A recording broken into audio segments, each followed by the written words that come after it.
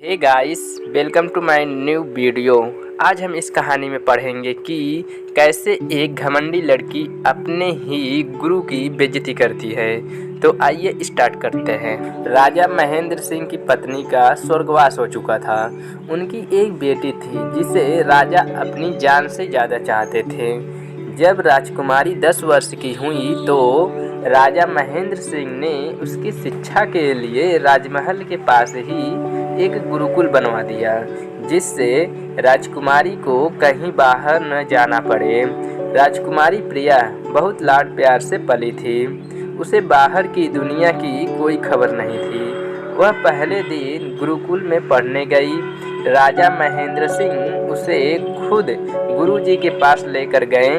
उन्होंने गुरुजी से आशीर्वाद लेने के लिए कहा, बेटी, ये हमारे कुल गुरु हैं, इन्हें प्रणाम करके आशीर्वाद लो।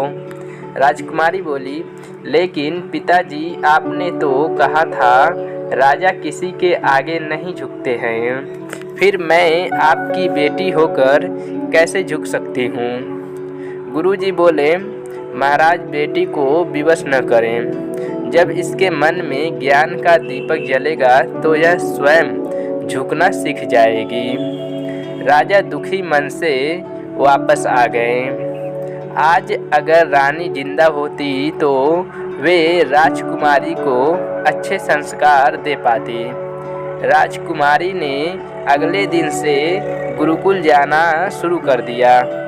वह सुबह अपनी 2 सखियों के साथ गुरुकुल जाती थीं। एक दिन गुरुजी ने राजकुमारी से कहा, राजकुमारी, तुम्हें आज से सभी शास्त्र पढ़ाए जाएंगे।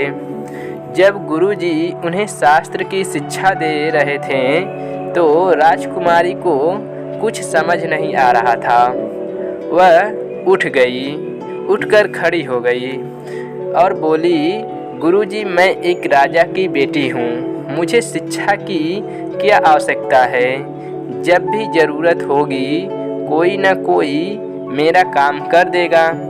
इतनी कठिन शिक्षा मुझसे पूरी न हो पाएगी, मुझे क्षमा करें। गुरुजी बोले, बेटी, शिक्षा का बड़े या छोटे से कोई मतलब नहीं है।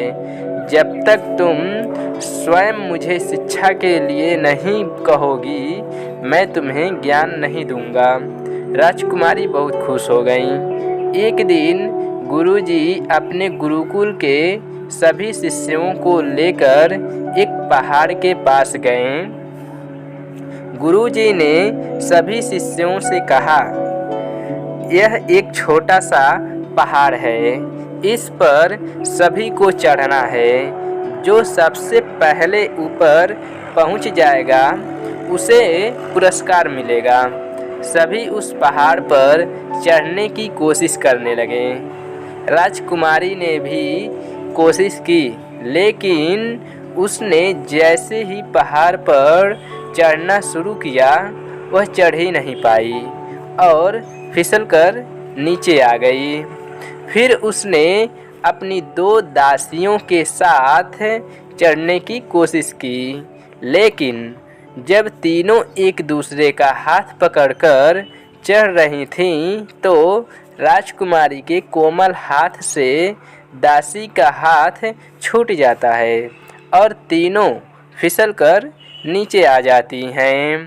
तभी राजकुमारी देखती है कि गुरुकुल का सबसे छोटा बालक पहाड़ की चोटी पर पहुंच गया। कुछ देर बाद सभी नीचे आ गए। गुरुकुल आने के बाद गुरुजी ने उस छोटे से बालक को इनाम के तौर पर एक पुस्तक दिया, जिसे पाकर वह बहुत खुश हुआ और सब काम छोड़कर उसे पढ़ने के लिए बैठ गया। राजकुमारी और उसकी दोनों दासियां मिट्टी में लिपटी हुई खड़ी थीं। उन्हें देखकर गुरुजी ने पूछा, राजकुमारी, तुम चाहती तो यह प्रतियोगिता जीत सकती थी। तुम्हारा काम तो कोई भी कर सकता है, फिर तुम क्यों हार गई? यह सुनकर राजकुमारी रोने लगी। तब गुरुजी ने कहा, तुम्हें चढ़ना नहीं आता था इसलिए गिरी। दूसरी बात, तुमने कष्ट नहीं उठाए इसलिए तुम्हारे हाथ इतने कोमल हैं कि वे दासियों के हाथ से फिसल गए इसलिए तुम गिर गई। आज अगर कोई दुश्मन हम पर हमला कर दे तो मेरे सभी शिष्य भागकर पहाड़ पर चढ़ जाएंगे और वहां से पत्थर मार मार कर उसे घायल कर देंगे, लेकिन तुम पकड़ी जाओगी क्योंकि तुमने तो चढ़ना सीखा ही नहीं। यह सुनकर राजकुमारी रोती हुई गुरुजी के चरणों में गिर गई और बोली, गुरुजी क्या आप मुझे शिक्षा देंगे? मैं शिक्षा ग्रहण करना चाहती हूँ। अगले दिन से राजकुमारी मन लगाकर सभी कलाओं को सीखने लगी। कुछ ही दिन में वह शास्त्रों की शिक्षा ग्रहण कर विद्वान बन गई। अस्त्र शस्त्र चलाना, घुड़सवारी करना, युद्ध कौशल, अच्छे संस्कार, मान सम्मान करना, यह सब सीख गई थी। जब उसकी शिक्षा पूर्ण हुई तो राजा महेंद्र सिंह बहुत ही प्रसन्न हुए। इंसान को अपनी अमीरी पर कभी घमंड नहीं करना चाहिए। इस कहानी से आपको क्या सीख मिली हमें कमेंट करके ज़रूर बताएं और ऐसे ही मज़ेदार वीडियो देखने के लिए हमारे चैनल को सब्सक्राइब कीजिए। धन्यवाद। मिलते हैं एक नई वीडियो में, तब तक के लिए जय हिंद जय भारत।